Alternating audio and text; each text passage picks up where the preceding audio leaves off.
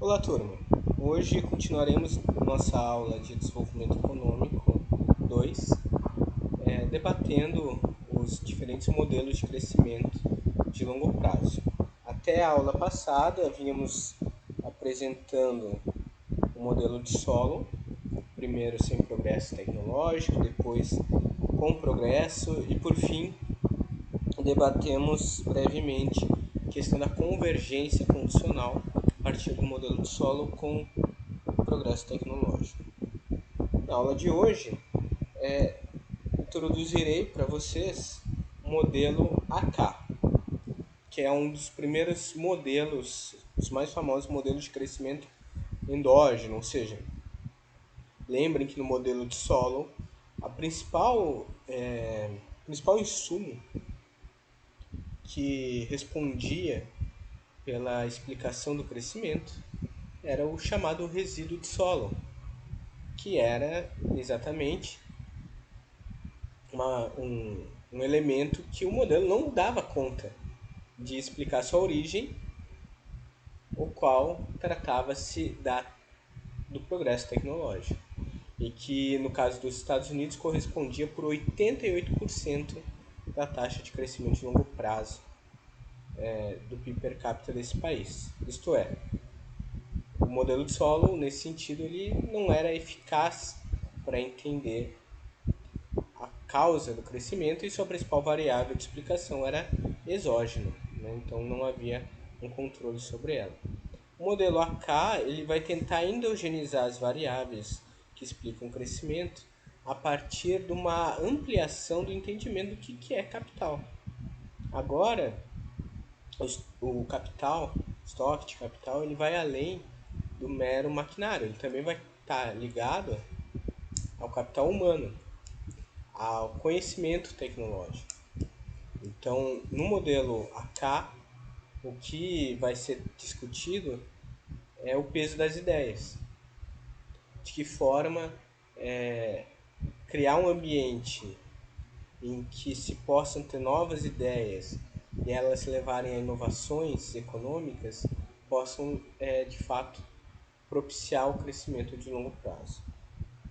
Então, os modelos até aqui descritos, eles consideram que mudanças nas políticas do governo, como subsídios à pesquisa ou impostos sobre investimento, têm efeitos de nível, mas não efeito de crescimento de longo prazo. Ou seja, lembrando o modelo de solo, isso significa que políticas econômicas que afetassem o nível da taxa de poupança do país e, por conseguinte, da taxa de investimento, elas teriam um efeito que não seria duradouro, à medida em que, com o tempo, o país acabaria, mesmo com o progresso tecnológico, chegando a um patamar de estado estacionário. Então, chegando no estado estacionário, a taxa de crescimento não seria mais acelerada e seria necessário fazer um esforço muito maior para se retomar a aceleração dela. Assim, essas políticas aumentam a taxa de crescimento temporariamente, enquanto a economia transita para um nível mais elevado da trajetória de crescimento equilibrado. Mas no longo prazo, a taxa de crescimento volta para o seu nível inicial, ou seja, se atinge o estado estacionário. Originalmente, a expressão crescimento endógeno ela era usada para fazer referência a modelos nos quais mudanças em tais políticas poderiam influir de modo permanente na taxa de crescimento, de forma em que não se teria aquele resultado de a gente ter uma curva de formato côncavo no qual a gente atingisse o estado estacionário no ponto em que o nível de investimento se igualasse ao nível de depreciação, né, necessário para superar a depreciação e o aumento da taxa de crescimento da classe trabalhadora. E qual que era o ponto disso? É que pelo modelo original de solo, o resultado dessa possibilidade de chegar a um estado estacionário era de que com o tempo os países ricos desacelerariam seu crescimento os países pobres, que têm um estoque de capital menor, eles poderiam, e dessa forma necessitariam de menos poupança para crescer, poderiam acelerar a sua taxa de crescimento de tal modo que com o tempo alcançasse o nível do PIB per capita dos países ricos. Então haveria uma convergência para essas nações. Né? Evidentemente que, olhando os dados empíricos, como foi discutido na última aula, isso não ocorreu. Então, essa convergência condicional acabou acontecendo em países que possuem um arranjo institucional, uma matriz institucional similar. E daí vem a grande questão do porquê alguns países, esses países mais ricos, eles, mesmo tendo um estoque de capital tão grande, eles estão num status de nível de renda per capita que parece inalcançável dos países em desenvolvimento. E o modelo AK, em certo sentido, ele tenta responder essa pergunta através da ideia do crescimento endógeno. Então, a diferença entre países nas taxas de crescimento, pelo modelo AK, elas passam a ser consideradas como reflexos de diferenças permanentes nas taxas de crescimento fundamentais e que vão estar ligadas a fatores internos ao país no processo de retroalimentação de certos insumos e fatores de produção. Os modelos AK eles foram introduzidos na literatura econômica por Paul Romer, que venceu recentemente em 2017 o Prêmio Nobel de Economia, e Sérgio Rebelo. Os modelos AK eles consistem em modelos que levam em conta o crescimento endógeno, no sentido de que as políticas econômicas podem influenciar a taxa de crescimento de longo prazo. Uma mudança fundamental dos modelos AK em relação aos modelos neoclássicos, particularmente o de Solow-Swan, é o pressuposto que o capital, seja físico ou humano, cresce a um ritmo constante. Logo, nesse modelo, a lei de rendimentos decrescentes não se aplica. A gente tem uma curva de aprendizado nesse processo. Então, o que esse modelo está nos trazendo? Primeiro, se o governo ele realizar um determinado tipo de política que estimule a geração de novas ideias, que estimule a inovação tecnológica no presente, no curto prazo, isso tem efeitos de longo prazo. Esses efeitos de longo prazo eles fazem com que o nível da produtividade do trabalho ela tenda a crescer constantemente, em vez de ter um efeito de rendimentos decrescentes como eram nos modelos neoclássicos do Solow-Swan. Então essa ideia do modelo AK ela bebe muito da abordagem schumpeteriana. Aqui. Então, qual que é a ideia? O que faz com que exista esse rendimento constante ao invés de rendimento decrescente? É o fato de que, embora o trabalho ele possa ter e o capital um rendimento decrescente,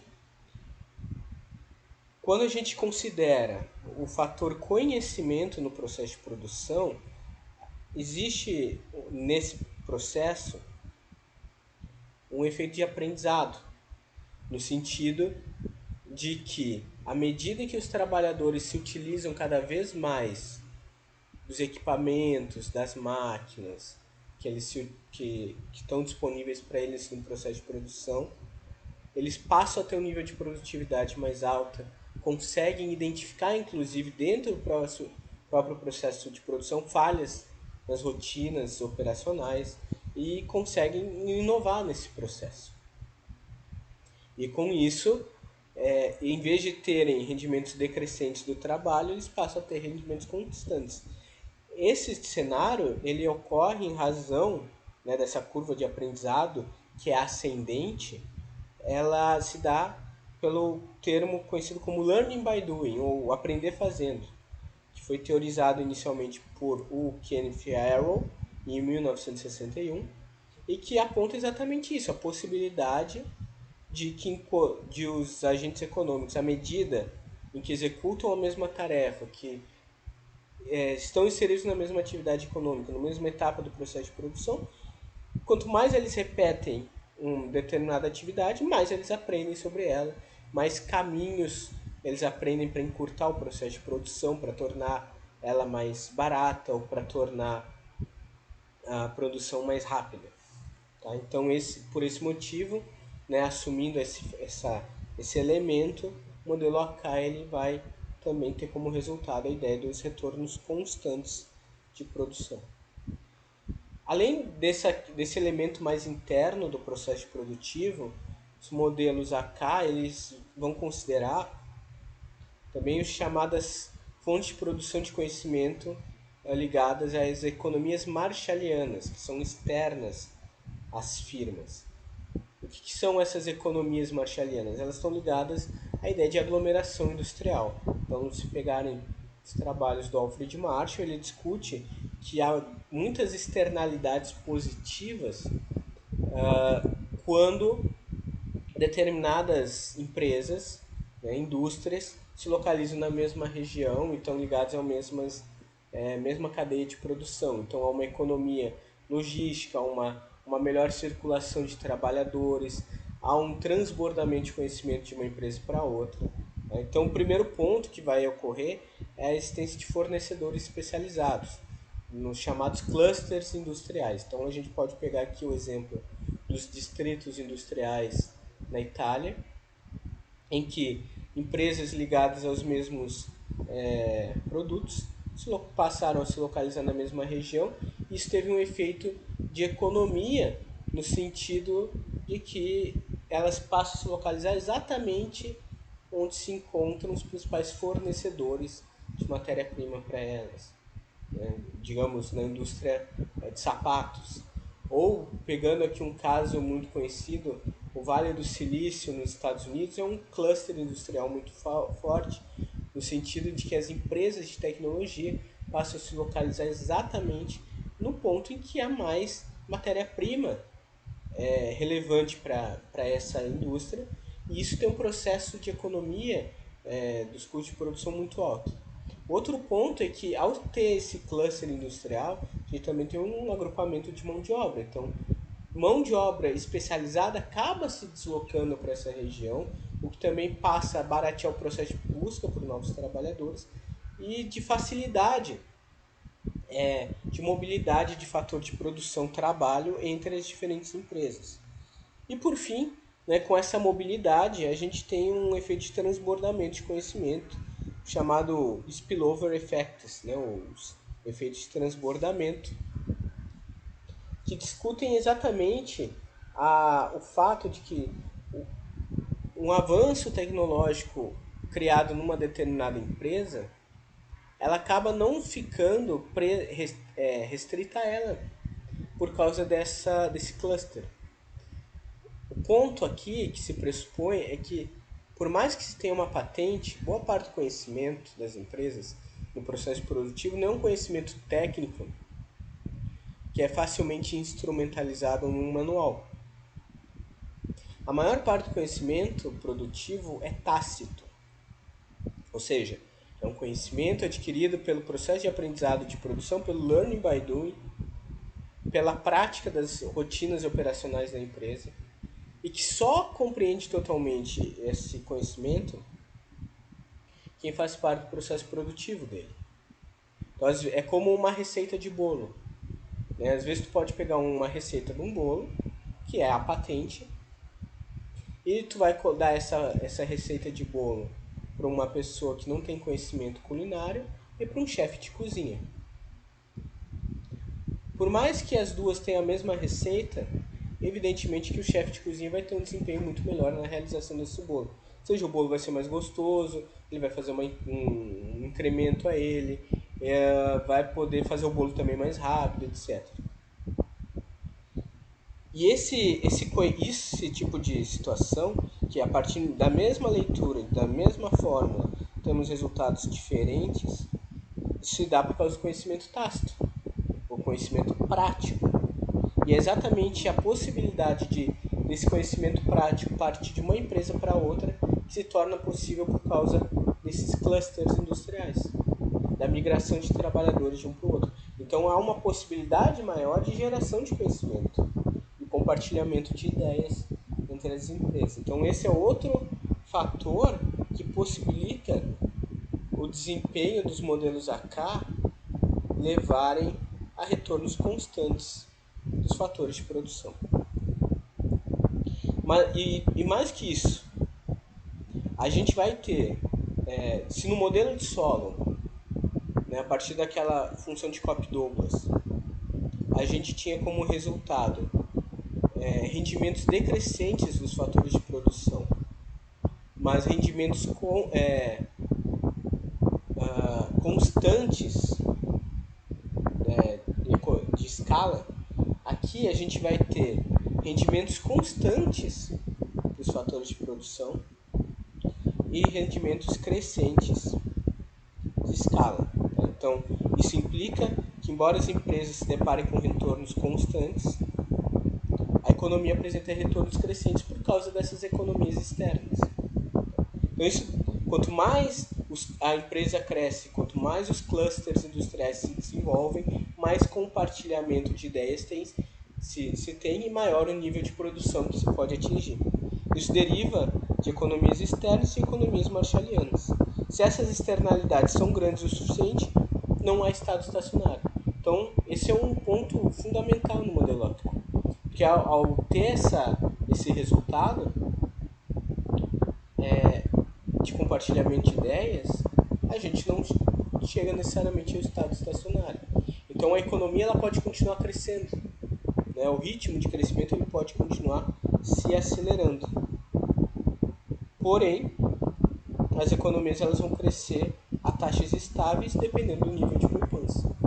Então, por mais que a gente não tenha esse limitante, né, a limitação ao estado estacionário, que é a questão, né, dos fatores ligados à taxa de depreciação, ao crescimento da força de trabalho e ao ritmo de crescimento tecnológico exógeno do modelo de solo, aqui a gente pode continuar crescendo em razão desses retornos crescentes de escala, de economia de escala.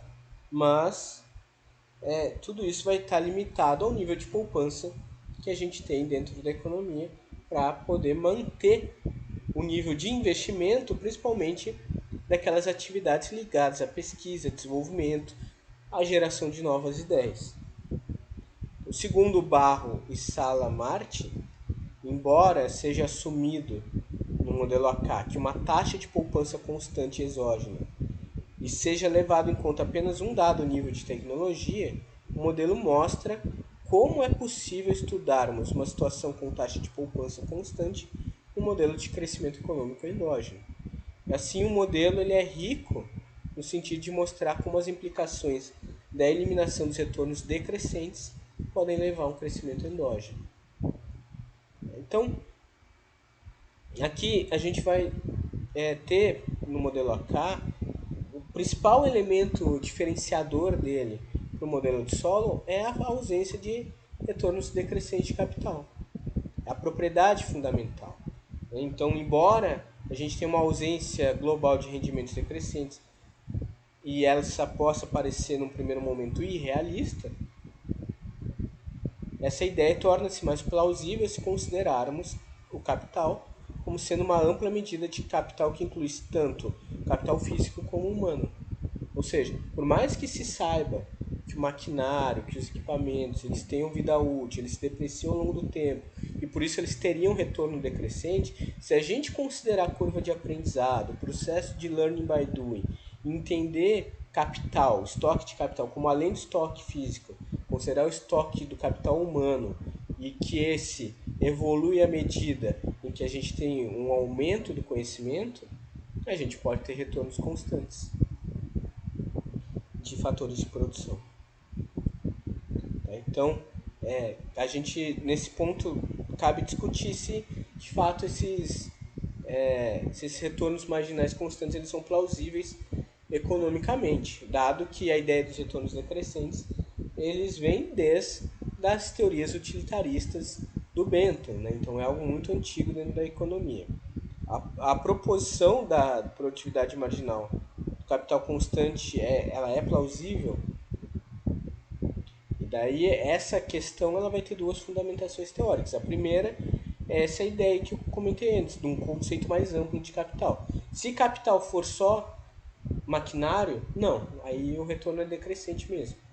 Mas se o capital é constituído também de capital humano, e o capital humano e o físico eles podem interagir para criar retornos constantes, à medida em que o capital físico ele se deteriora, então ele tem retornos decrescentes, mas o capital humano ele pode crescer e ter retornos crescentes, inclusive.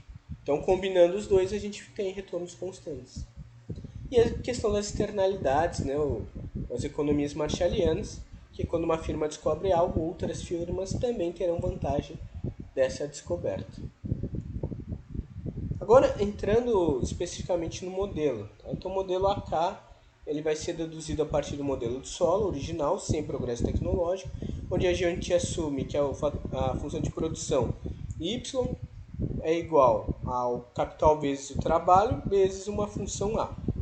Essa função A, né, essa variável A, ela vai representar esse fator ligado ao crescimento constante por conhecimento.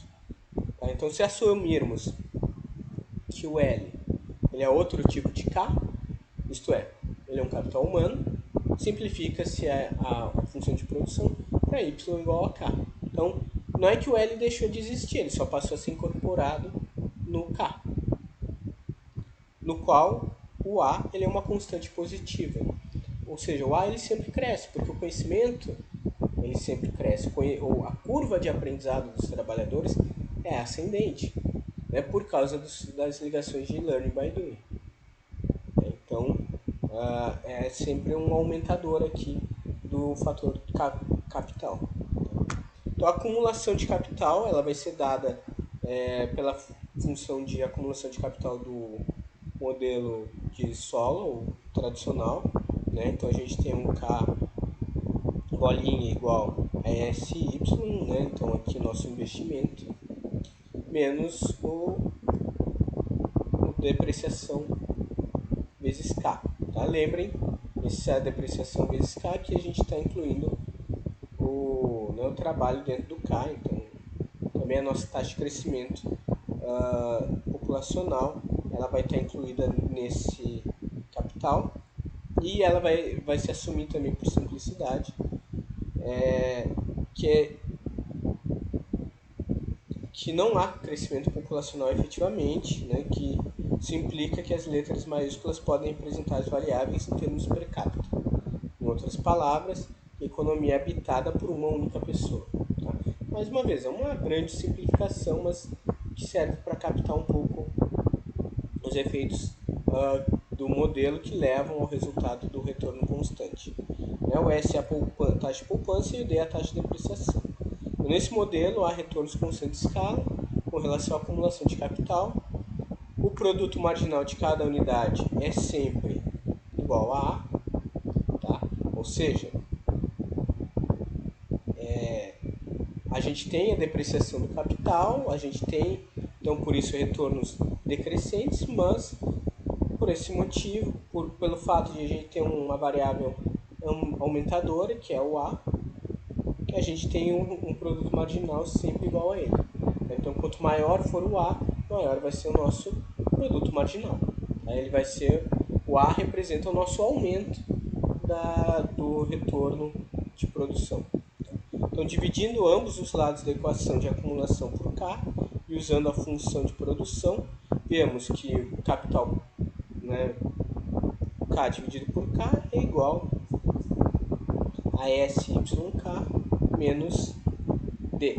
Tá? Então, a variação do estoque de capital ele vai ser basicamente, né, a variação do investimento, o nível de investimento sobre o nível de estoque de capital menos a depreciação.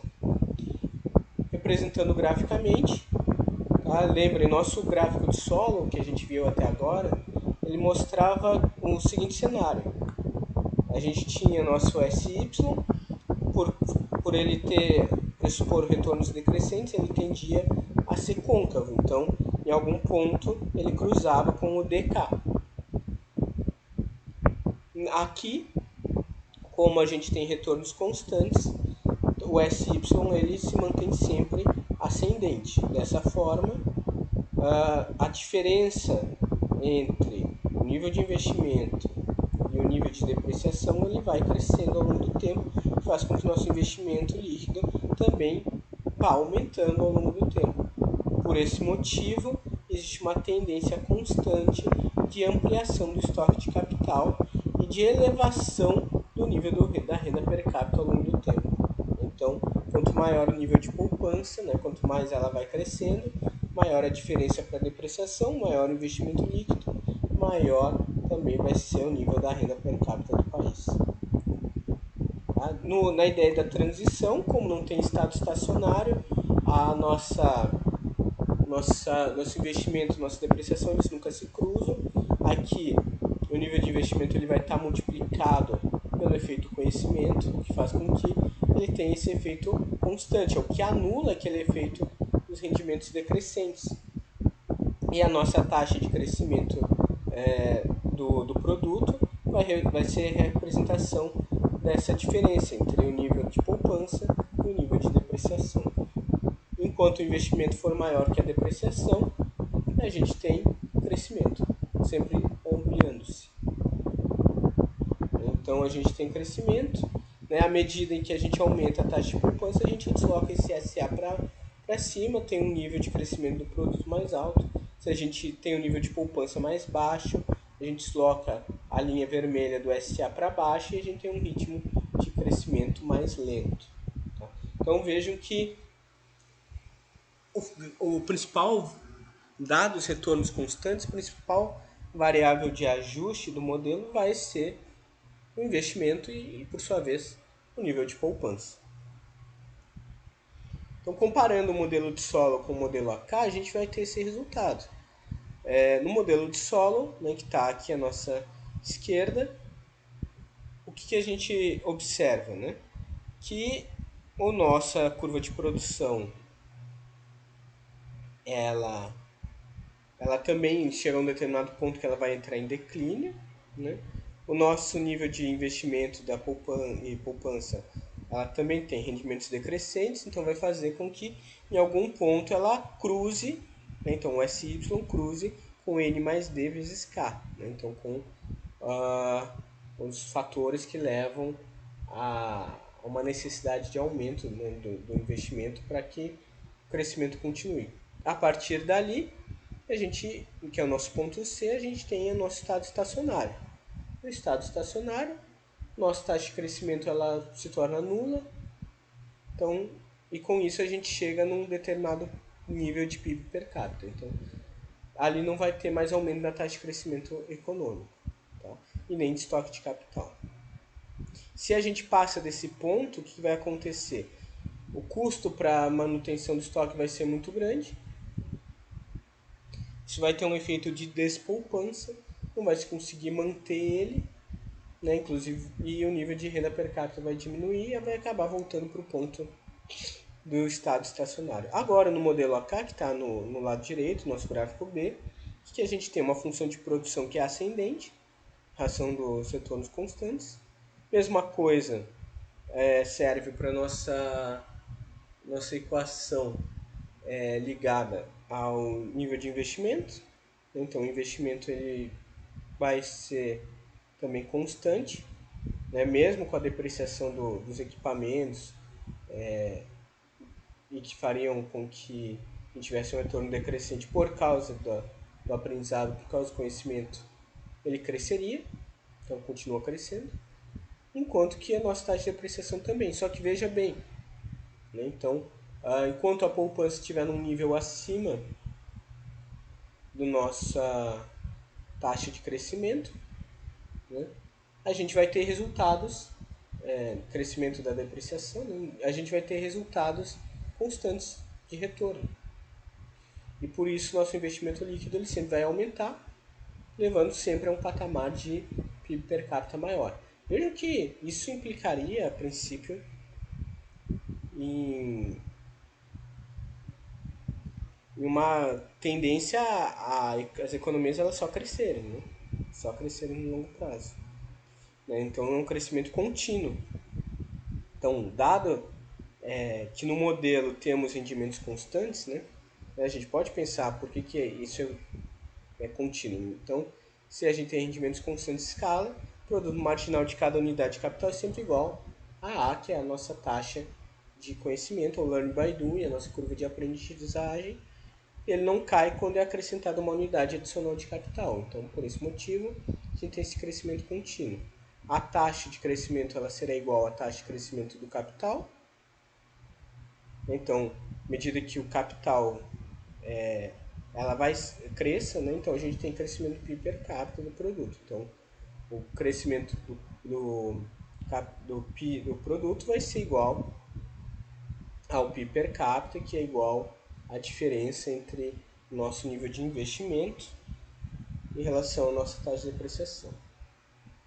Então, como o retorno do investimento da poupança está crescendo, o nosso crescimento do produto também vai sempre se acelerar. Através da equação acima, a gente percebe que a taxa de crescimento da economia é uma função crescente da taxa de investimento. Assim, políticas que aumentem permanentemente a taxa de investimento aumentarão a taxa de crescimento da economia de modo permanente também. Então, esse elemento vai fazer com que o modelo seja endógeno. Né? Então, por esse motivo que ele é considerado endógeno. Né? São exatamente os aspectos ligados ao aumento do investimento da poupança que fazem com que também a gente tenha retornos constantes somado à questão do conhecimento, né? do processo de learning by doing. Então, seria uma endogenização, né, dos fatores de crescimento em relação ao modelo de solo com progresso tecnológico. Agora, a gente pode pensar nos fatores que afetam a taxa de crescimento do modelo AK. Então, o primeiro deles a gente pode pensar que a economia descrita pelo modelo AK eles podem mostrar um crescimento econômico sem progresso tecnológico. Tá? Porque ela pode crescer pelo aumento, né, do investimento líquido. E o crescimento ele é determinado pelo valor dos parâmetros comportamentais, tais como taxa de poupança e, quando for o caso, a taxa de crescimento da força de trabalho. Contudo, se a gente pressupor, né, que haja avanço tecnológico, evidentemente que o nosso crescimento vai se acelerar mais. Mas, a princípio, sem avanço tecnológico, com o mesmo grau, mesmo tipo de tecnologia, para o mesmo estoque de capital existente, em razão do processo de aprendizado dos trabalhadores, eles vão conseguir se utilizar melhor do capital existente e terem uma produtividade de trabalho maior. Então, à medida que aumenta o estoque do capital, só por ter mais capital, isso vai implicar num crescimento mais acelerado, porque, né, um rendimento constante, porque os nossos trabalhadores vão ter, pelo contato com o processo produtivo, caminhos que terem um retorno maior desse investimento do que tinham antes. Então, só que agora a gente tem como resultado disso a questão da convergência, que era o ponto que a gente discutiu na última aula. Os modelos AK, por terem esses retornos constantes, eles não prevêem convergência absoluta e condicional para todos os níveis de renda. Vamos ter países em que tem um estoque de capital há mais tempo, vão ter um nível de poupança mais alto há mais tempo, em que os trabalhadores vão estar com contato com um tipo de modo de produção há mais tempo e que por isso tem uma curva de aprendizado mais acelerada e por esse motivo também uma produtividade mais alta que não consegue ser atingida pelos demais países e que vão estar sempre acelerando sua taxa de crescimento quanto mais a economia e maior o estoque de capital, né, quanto mais eles crescem. Essa hipótese, né, da não convergência é uma decorrência do fato de que assumimos esses retornos constantes. Segundo Barros, Sala e Martin, isso parece uma falha do modelo, visto que a convergência condicional parece uma regularidade empírica, né, nos países com arranjos institucionais parecidos. Mas, apesar disso, ela serve bem para tentar entender por que países que não têm, que não tem essa convergência condicional, que eles não alcançam ela também.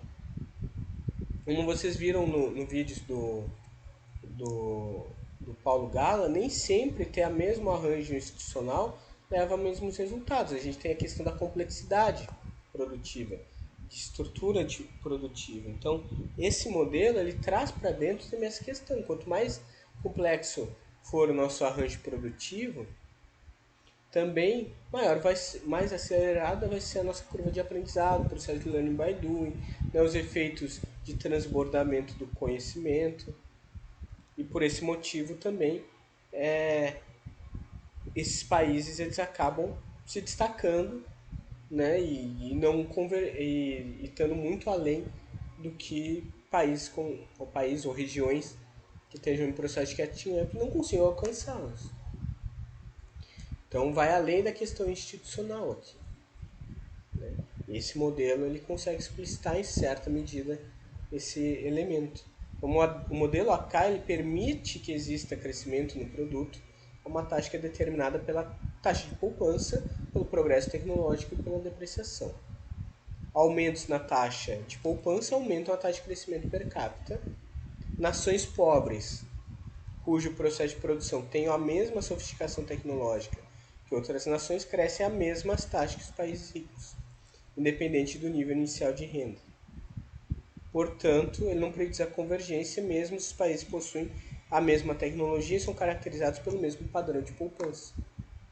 Então, por quê? Que a gente tem a questão do estoque de capital, o processo de retroalimentação do modelo, em que quando um país sai na frente, ele adquire um determinado estoque de conhecimento que não é facilmente copiado simplesmente pela adoção da mesma tecnologia. Então, esse ponto faz com que o modelo consiga, em grande medida, trazer luz ao porquê há diferença entre a riqueza entre as nações e por que os países não convergem. Conclusão disso é que o modelo AK de crescimento econômico não é um modelo completo devido ao pressuposto de retornos constantes de escala produzir o seguinte resultado. Ele deixa inexplicado porque não há retornos decrescentes do capital. Então, por que não tem retornos decrescentes? O modelo não explica. Tá? Contudo, ele destaca o componente-chave requerido de qualquer modelo de crescimento endógeno. Deve haver retornos constantes do fator ou dos fatores que podem ser acumulados. Daí, para finalizar aqui, trago a observação do Gregory Mankiw, que coloca que os defensores da teoria do crescimento endógeno argumentam que o pressuposto de retornos constantes, em vez de decrescentes, do capital é mais aceitável se o capital é interpretado de maneira mais ampla. Talvez o melhor argumento para o modelo de crescimento endógeno seja considerar o conhecimento um tipo de capital. É evidente que o conhecimento é um insumo importante na produção de bens e serviços, como na produção de novos conhecimentos. Em comparação com outras formas de capital, no entanto, é menos natural pressupor que o conhecimento, a propriedade de retornos decrescentes. Se aceitarmos a posição de que o conhecimento é um tipo de capital, esse modelo de crescimento endógeno, seu pressuposto de retornos constantes do capital, torna-se uma descrição mais plausível do crescimento no longo prazo. Tá? Então, aqui, o que o Mankiw está colocando, que é exatamente o fato de a gente considerar o conhecimento como um tipo de capital especial, que permite a plausibilidade do pressuposto de retornos constantes.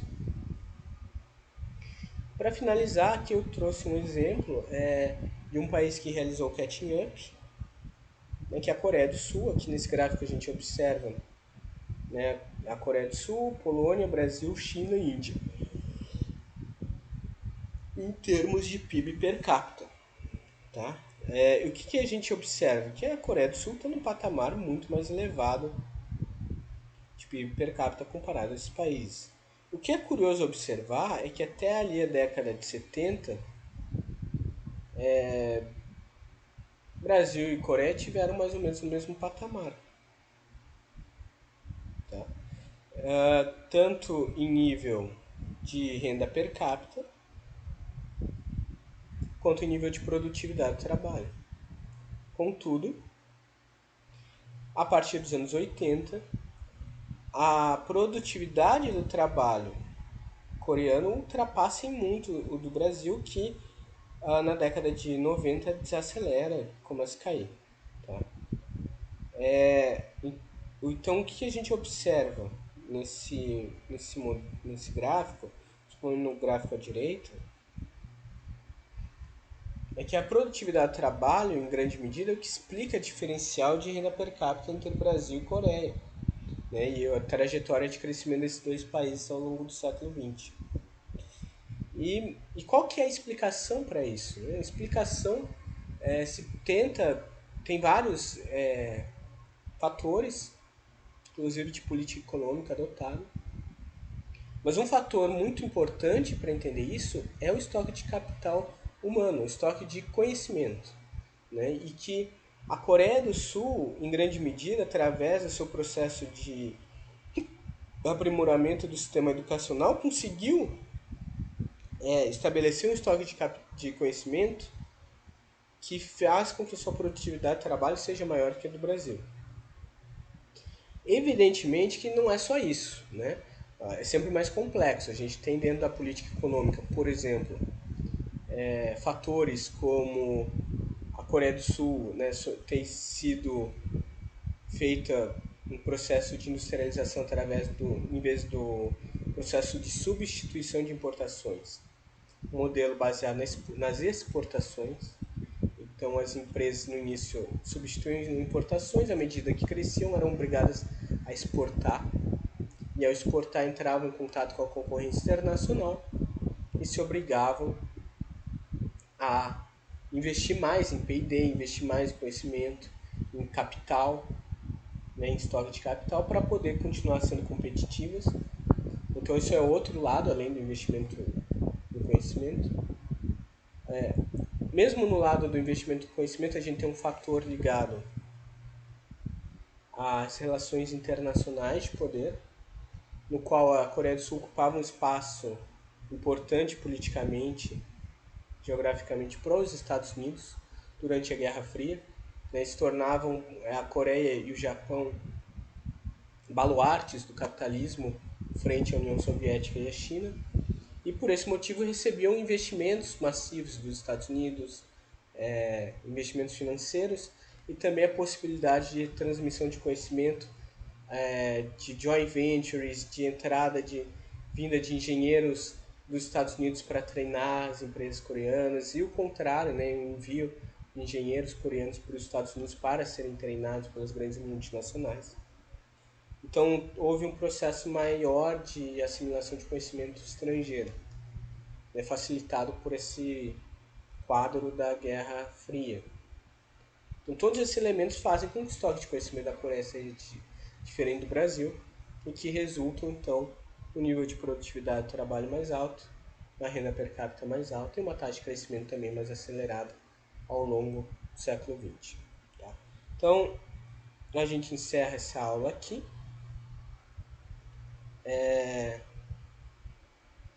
Bons estudos, e na próxima aula a gente vai discutir os modelos neo-keynesianos de crescimento de longo prazo.